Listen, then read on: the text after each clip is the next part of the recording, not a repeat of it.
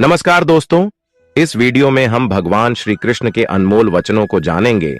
श्री कृष्ण की भक्ति बेहद ही दुर्लभ है। जो श्रद्धा भाव से श्री कृष्ण का दास होता है वह सारे जगत को जीत जाता है।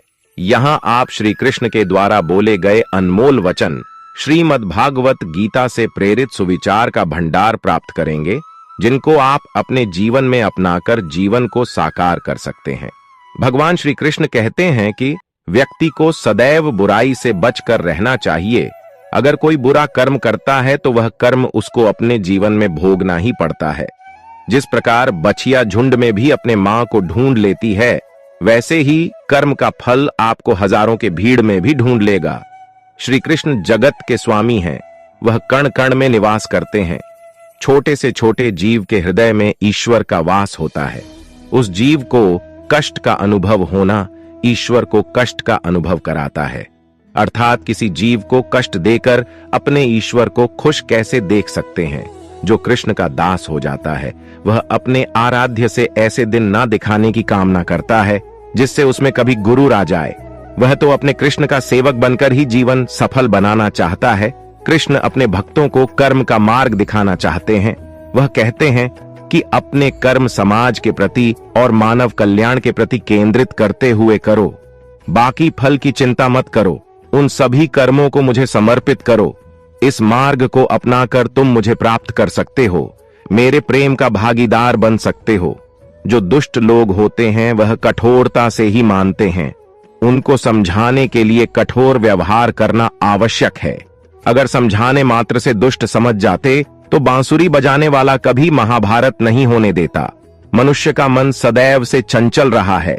इस मन की चंचलता ने मनुष्य को पथभ्रष्ट तथा मार्ग से विचलित करने में कोई कसर नहीं छोड़ी। जो व्यक्ति अपने मन को नियंत्रण में नहीं रखता वह धीरे धीरे स्वयं का शत्रु बन जाता है। जो व्यक्ति सदैव हंसता खेलता मुस्कुराता रहता हो, अगर वह अपने स्वभाव से भिन्न हो जाए, अर्थात चुप गुमसुम उदास रहने लगे, तो समझना उसके हृदय में एक पीड़ा है। उस पीड़ा ने उसे कमजोर बना दिया है। जिस व्यक्ति के पास संपूर्ण धन दौलत, ऐश्वर्य, वैभव सब है मगर संतुष्टि नहीं है, उस धन दौलत का कोई अर्थ नहीं। वह सदैव असंतुष्ट की स्थिति में ही रहता है।